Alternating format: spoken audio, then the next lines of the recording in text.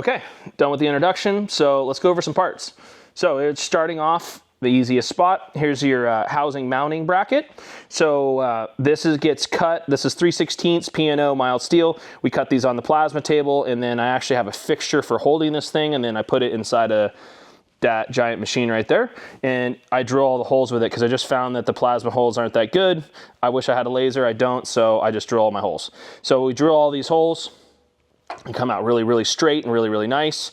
Here's your sizing. This document will be on the website, but you basically got 8 3/8 worth of holes here, 5/8 centers, 3.5 inches from the center line to the bolt holes, right? So, and then you've got your size bracket, you got your options for your housing size, 3-inch, 3 1/4, 3.5. If you have a Mustang 8.8, just get the 3-inch one. It'll have just a little bit of gap. Moving on, here's your anti-roll bar bearing housing. So 6061 billet aluminum, solid bars, what I buy from Competitive Metals and machine it into this shape. Then I buy the Delrin block, and it's not a block, it's actually a cylinder. Buy the Delrin cylinder, machine it on the lathe, 1.5" ID bore right there. They fit in there tied up, press them in with a little arbor press. It's a super nice piece. Delrin is a self-lubricating plastic. As you add more friction, right, or you put more load on it. Load is a better word. You put more load on it, it makes it more slippery. So it's really, really nice material. I've always really liked using it. It's fun to machine as well, other than it making a giant mess. You'll get 4 mounting bolts, 1 3/4 long, washers and nylocks.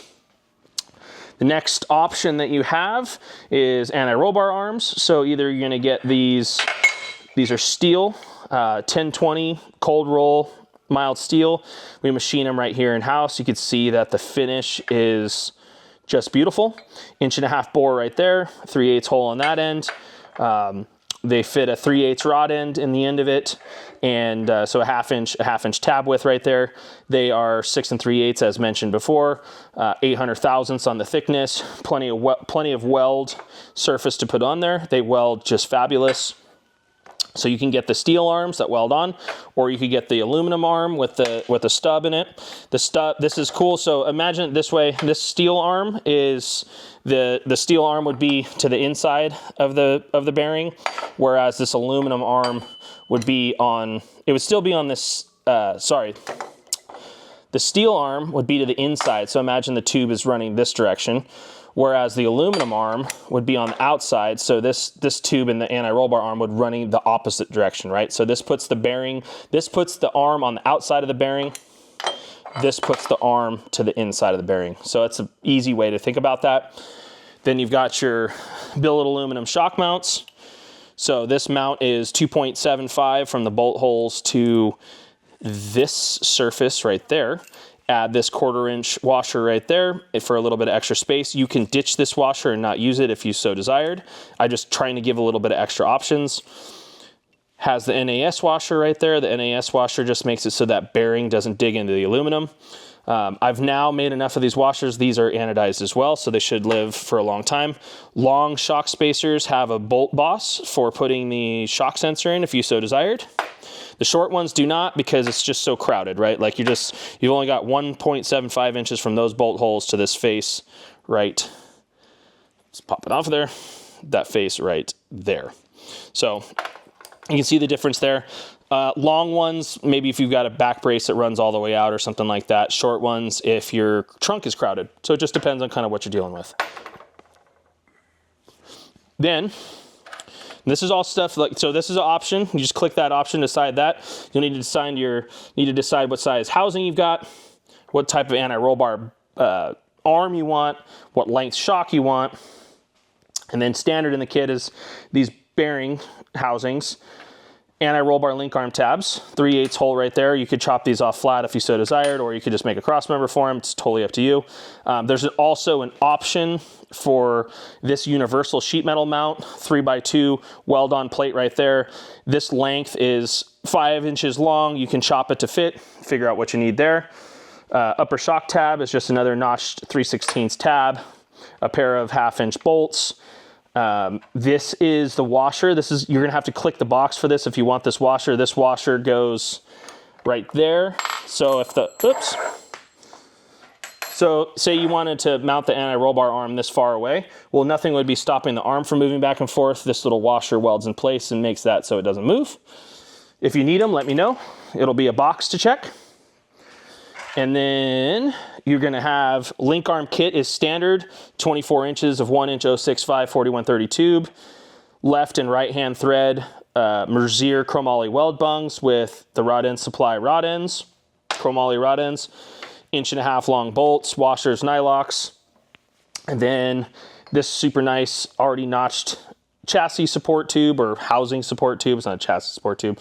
This housing support tube will support the tube that goes through the bottom right there and supports that tube. So actually I'm gonna go print that real quick so I can show you what that looks like. Okay, I'm back. So it's gonna be all kinds of edits and stuff in this video, but it's all good. So anyway, so you can see here's that piece of tube, and this is how it's designed to go. So here's your axle tube. It doesn't have the pumpkin drawn into it, right? Like it's just a mock-up drawing. So you got your axle tube right there. Here's that lower tube support, 1.5 inch. This is an anti-roll bar only tab, right? So this would be only mounting the anti-roll bar. Could go forward, could go backwards, whichever one you want to do. This is also on the website. You will notice that there's no hole in the end of that flat plate, but you'll notice that all of these have holes in it. I'm going to totally tangent this right now. So since I've pointed this out, there's no hole on the outside there. There's a hole on the inside. So you would put the inner tabs on, right? You would slide those over the tube, and then you would dead end that there and get that welded to the inside there. These tabs, you'll notice all of them have holes in them. Well, they all have holes in them because if you're doing a stock suspension 4-link bracket, this bracket is the dead end. So basically your housing center line is there, and then you'll notice that that is notched to match there. So this tube is meant to progress through it for another application. In this case, we just leave this, we just put a nice fillet weld on the outside right there. You could put a little tube cap on it too and make that look flush and clean if you wanted to. Sorry, that is a total tangent, but that was a great segue into it because I brought that out just to talk about that. I feel like more information is better, even if it's chopped up into pieces and somewhat incoherent. So, all right, back to what I was talking about. So here's these tube supports. So I used to do this support right here. I used to do this guy. So this would go right there in the middle of that bracket right there, or this tube, right? It would be right there in the middle of that tube. And so that would weld to that tube, and then that would weld to your housing right there. The problem with that is that a 12 bolt, a 10 bolt, an 8.8, all that piece doesn't weld to the center of it. It just doesn't fit, it doesn't work. So what I did instead is I made it so I could support all of those housings and did it with this tube. So now with the way that this is direction, this is aiming inboard, right? To minimize this amount of space right here. Because basically I just want to be able to slide the jack underneath there and jack the car up comfortably, not have any issues, not worry about bending anything. And so we've got these tube supports to tie that in. So now you've got these 3/16 brackets welded to the housing. You've got these 1.25 inch tubes welded to this 1.5 inch tube. This becomes a really robust assembly. It's more than adequate for holding the anti-roll bar rigid and then holding the shocks rigid. Because you have to think about this. We make this 3/16 tube right here for our anti-roll bar. If what it's mounted to isn't rigid enough to overcome the twist, then it's just as bad as running too small of a bar or having some little little wimpy noodle anti-roll bar in there. So yeah, so standard in the kit are going to be these tubes. Get 2 of those guys, and they go in there just like that. You'll just have to do a little bit of trimming, a little bit of cleanup there. And then you'll get that 1-inch 065.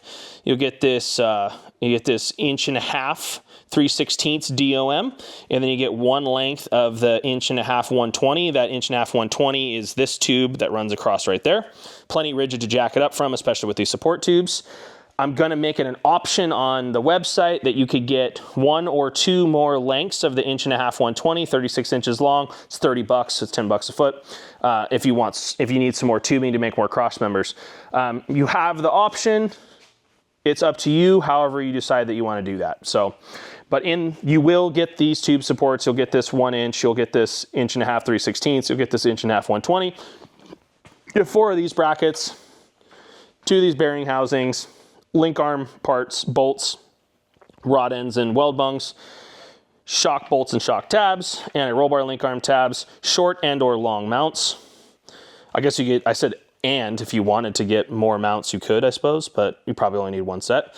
So short or long mounts, steel or aluminum bushings, and then whatever housing size you want. So that is the grand overview of all the parts. Looks nice. Got my cool lighting in the image. Looks nice over here.